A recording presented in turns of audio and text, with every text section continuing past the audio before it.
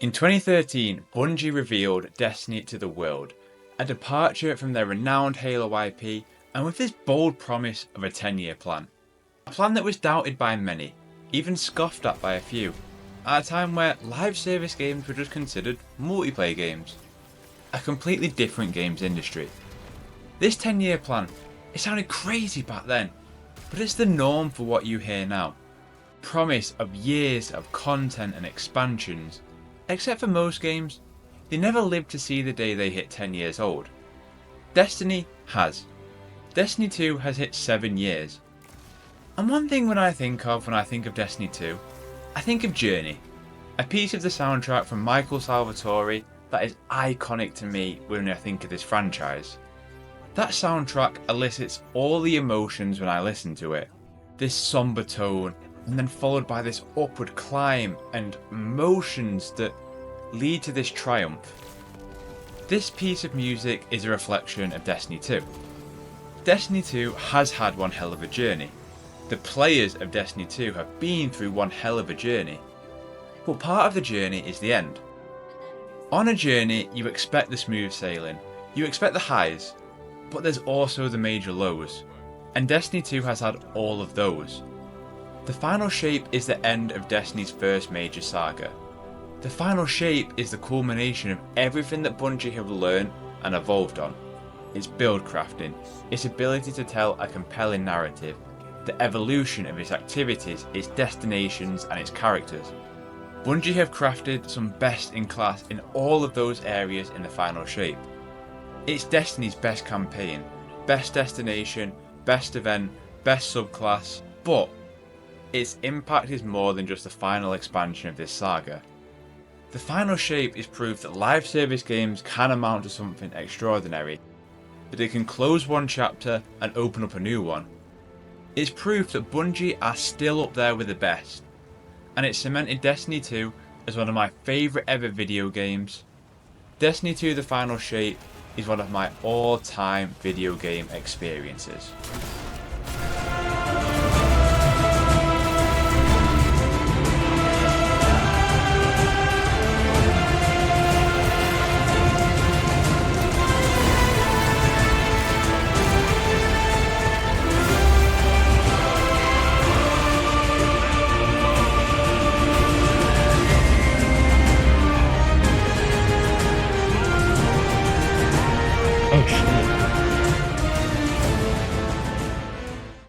Like I say, the final shape is the best in class for Destiny 2 in almost every area.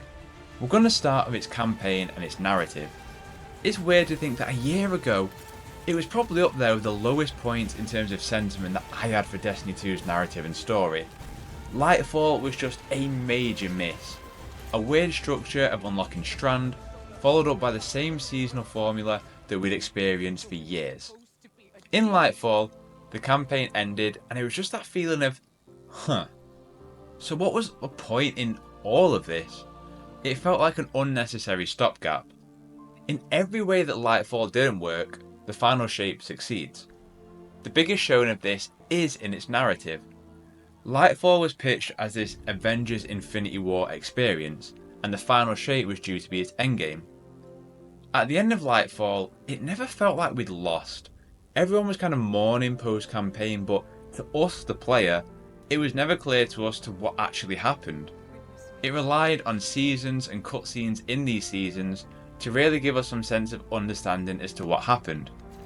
Like I say, the final shape was the endgame, and you feel this in a variety of ways. This is the culmination of Destiny as you know it so far. I don't think the campaign is perfect by any means, and the pacing in the first 3 or 4 missions wasn't quite right. Immediately though, you do feel the sense of expectation and you understand the gravity of the situation in the campaign. And that only intensifies as the campaign progresses.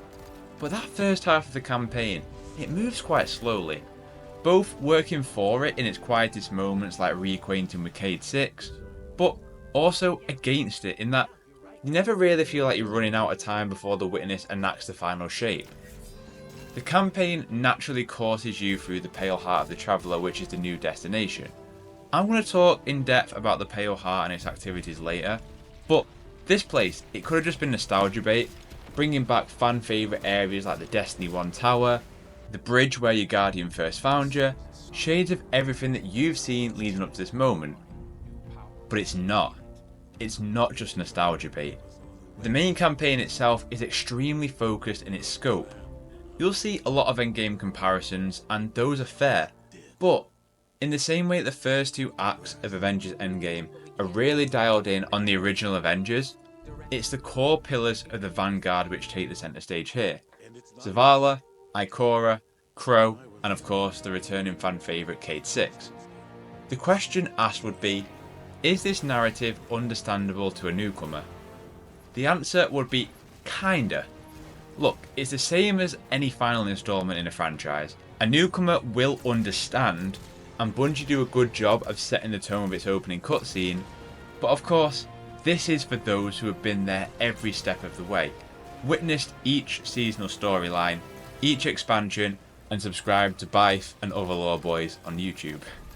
Focusing on the core cast means we spend a lot of time really diving into these characters, their fears, their beliefs, or their lack of beliefs. The writing is very beautiful in that arcs that were set up years ago pay off big time here. An example of that is Zavala, and this ties into what I'm talking about when it comes to newcomers. A newcomer will understand that he lost his family and all he wants is to bring them back.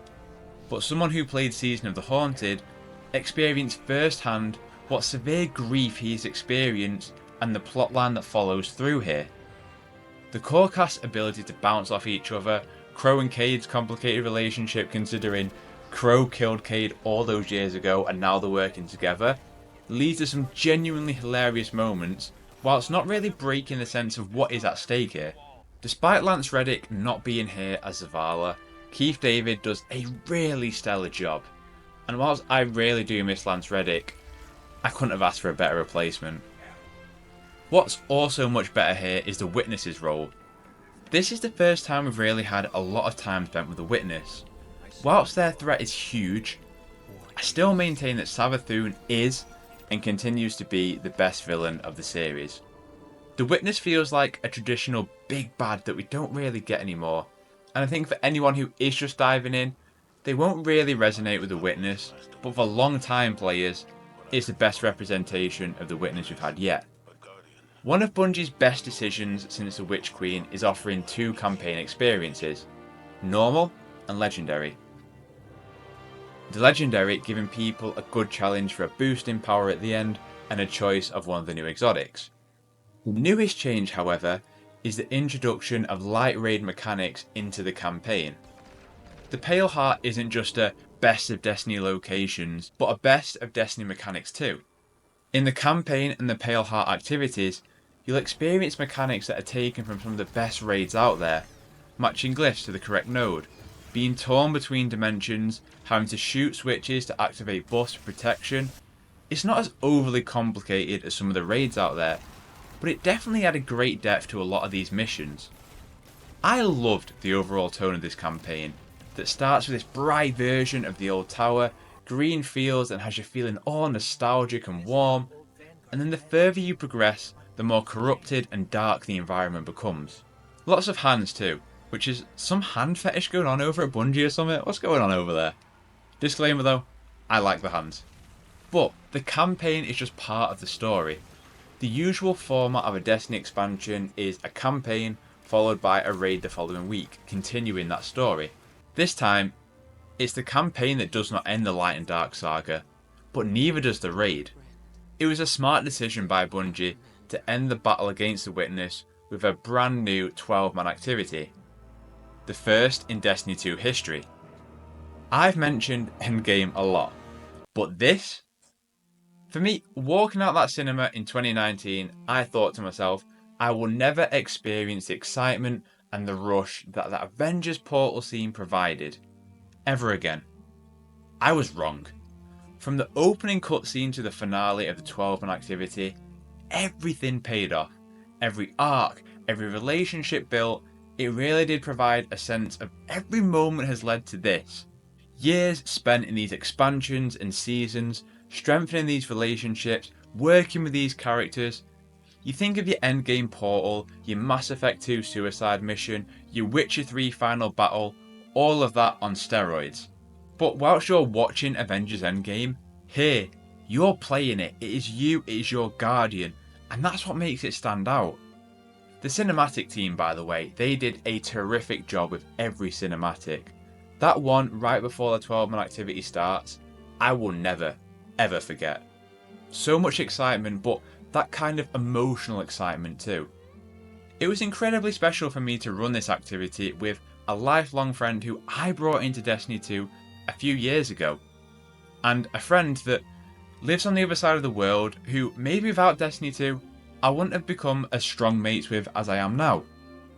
So when that mission ended, the final cutscenes had played, there was this emotional moment where none of us spoke for 5 or so minutes as we just gazed into the final screen, all feeling emotional about how far this journey has taken us.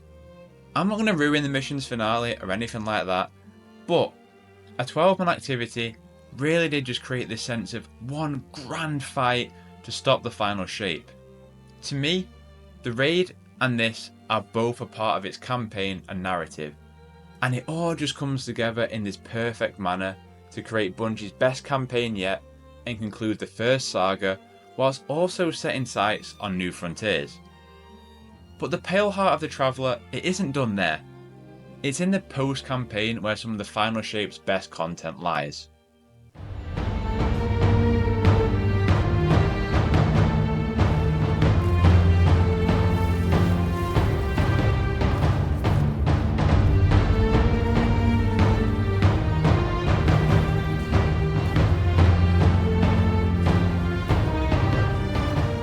For me, at a time where, as impressive as Unreal Engine 5 games look, especially when they're first revealed, they're beginning to look a little bit samey, in the strive for hyper-realism. No matter the expansion, the season or the story, Bungie's art direction has always been fantastic. In the final shape though, it's on another level. Like I said, the Pale Heart offers up some of Destiny's best of and most nostalgic locations, but the layers of corruption and darkness and the way these places have been tainted looks fantastic. The deeper you get, the more twisted and dark these environments become, like your memories have been fractured. The Pale Heart really is a visual treat to look at, not just because it strives for hyper-realism or cutting-edge graphics. It looks fantastic because it feels so handcrafted in every little corner. One thing that this new location differs in is that it's the first location to be an entirely solo instance, so you won't bump into random Guardians flying around and doing public events together. And whilst I wish there was an area that did have that, because I do kind of miss that sense of community, everything in here feels perfectly balanced and well tuned.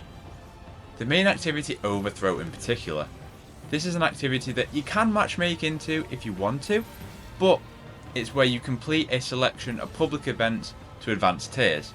Usually 2 public events completed per tier. Each tier escalates in the difficulty until you reach tier 4 and fight a final boss. These public events though, they have a great diversity in their offerings, building up moats, taking down barriers, trapping enemies inside crystals, and just like the campaign had little mini raid and dungeon mechanics, Overthrow does too. The Overthrow is a nice activity to have, but the Pale Heart has more than just that to offer. Bungie are renowned for their secrets, or at least they were, and it's been a while since we've really had those to dive into. But they're in abundance here. Things like gathering all the little secrets to be able to unlock the Kvostov exotic assault rifle, collecting all remaining prismatic fragments by solving the puzzles, campaign level missions dealing with lingering plot threads that are not addressed in the main campaign, like okay, what's Savathun and Mara doing pitting against each other, and the fallout of what happens to Zavala in the main campaign. Puzzles to solve, collectibles to collect. The Pale Heart is more than just a best of location. It feels like it's taking the learnings of what a good location in Destiny is, gave you these beautiful locations to look at, but then layers to peel back with secrets to uncover. Of course, the Pale Heart showcases in its entirety the light and the dark, but that's viewing the light and the dark through locations. What about wielding it?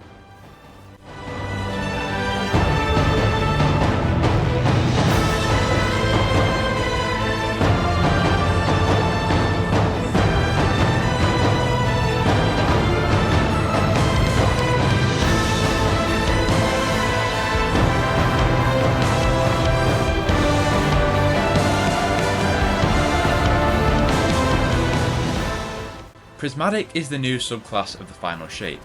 At its most basic level, it is wielding every subclass that you've known: Solar, Arc, Stasis, Strand and Void. The first disclaimer is that it's not every single ability from every subclass. For example, it's one grenade from each subclass, one super from each subclass, one aspect. The genius of it though, is that it feels like you're breaking the game, but you're not. It feels like you're overpowered, and you are. In Lightfall, Strand wasn't actually given to you until the end of the campaign. It was this really weird rollout. Here, you have it almost from the off. But that initial loadout you get is well thought out and well tuned. That the initial build that everyone gets is fun, so for new players it's accessible, and for old players, they'll know how to utilise it best. In the same way that the story is a culmination of the light and the dark, so too is the Prismatic subclass. It feels like you've got every possible tool in your arsenal, and it's like, go on then, go and break the game. Especially when you pair that with the new exotic class item. So these are exotic armor pieces that combine two exotic perks together in one item.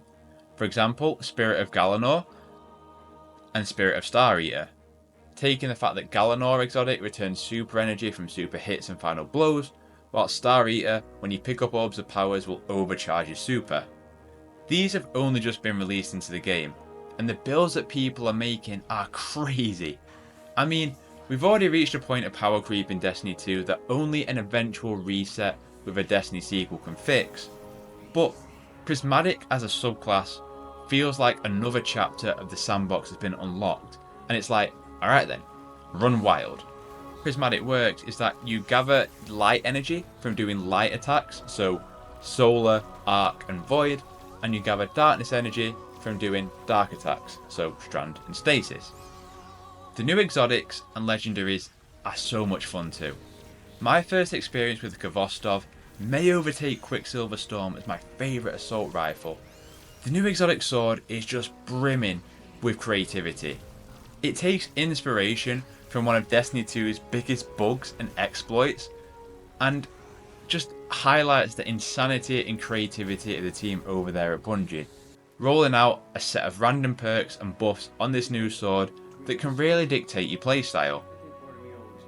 Destiny 2 feels more open than ever to let you play the way you want to play with your favourite playstyle.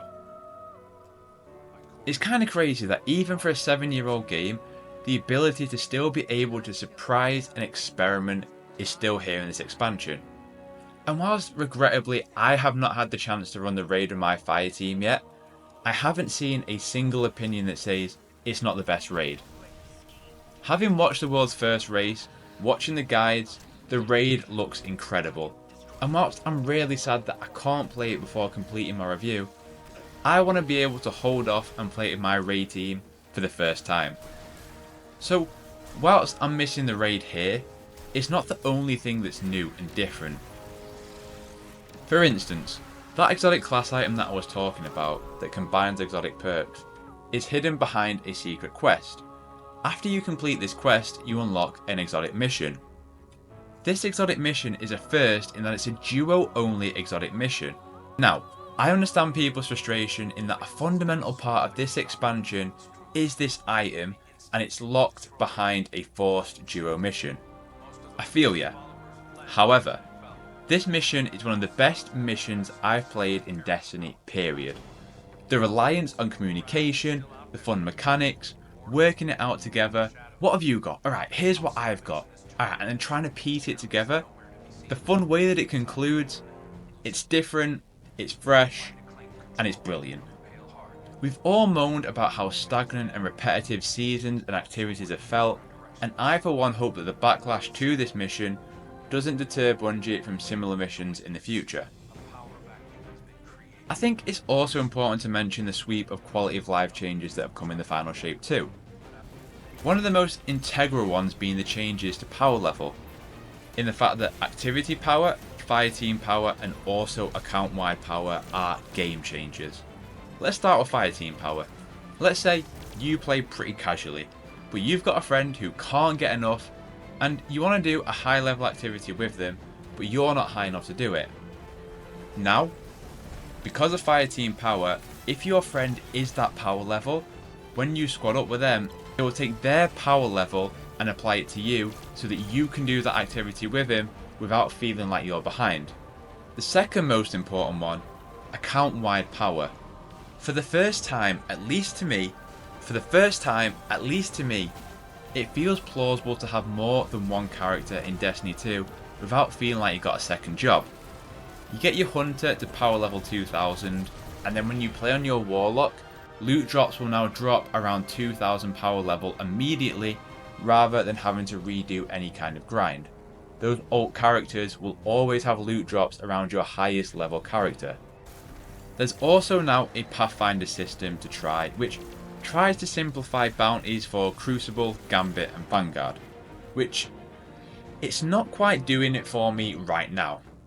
I don't like PvP. So this feels like a step forward, but two back, in that it's very hyper specific to be able to complete this Pathfinder sometimes, because you have to go all the way from left to right to then complete the chain. PvP is often somewhere in there, so to be able to complete my path, I have to kind of go all the way around. I understand wanting to remove bounties, I like that idea, but Pathfinder isn't quite there yet. Not for the ritual playlist anyway. The one in the Pale Heart is much better in both its rewards and its objectives that it has you doing. Overall though, it's kind of nuts to me. 4 months ago, I sat and I spoke to the people I played with in the opinion that most of us were just going to see out the final shape and then maybe see what's next, but most likely check out from Destiny. But between what Bungie did with Into the Light, the free update before the final shape, and now the final shape itself, it's provided a sense of closure, but also excitement for the future. Right now, all we know is that there's 3 episodes coming to Destiny 2 this year, a change up from the seasonal formula. Each episode has 3 acts, each lasting 6 weeks. Bungie promises that this is going to be a change from its usual seasonal formula. We also know that Codename Frontiers is due out in 2025, likely hinting at leaving this current system that we're in right now. I've done a 180 on Destiny 2, and it's one of the hardest tasks to give both closure and satisfaction on this 10-year story, and provide excitement and hope for what the future of Destiny may be. There's always the question, is now a good time to get into Destiny 2? Could I recommend this to a new player? And whilst it really does sadden me that you can't play the original campaign or Forsaken, which is where my journey really started, I can say this. This universe is special. It's still some of the best gunplay in first-person shooters, period. Still some of the finest lore with such depth. Still the best in the business with its art direction, sound design, and they've still got the creative juice for new and interesting loot and ideas after all this time. Bungie and Destiny, they still have it, when they're given the time to produce it. The final shape offers Destiny 2's best campaign, its best destination, its most open sandbox, and it showcases the best side of Bungie. This is what live service storytelling can be. Not just a culmination of a franchise, but a celebrational one. The final shape makes Destiny 2 a journey worth taking.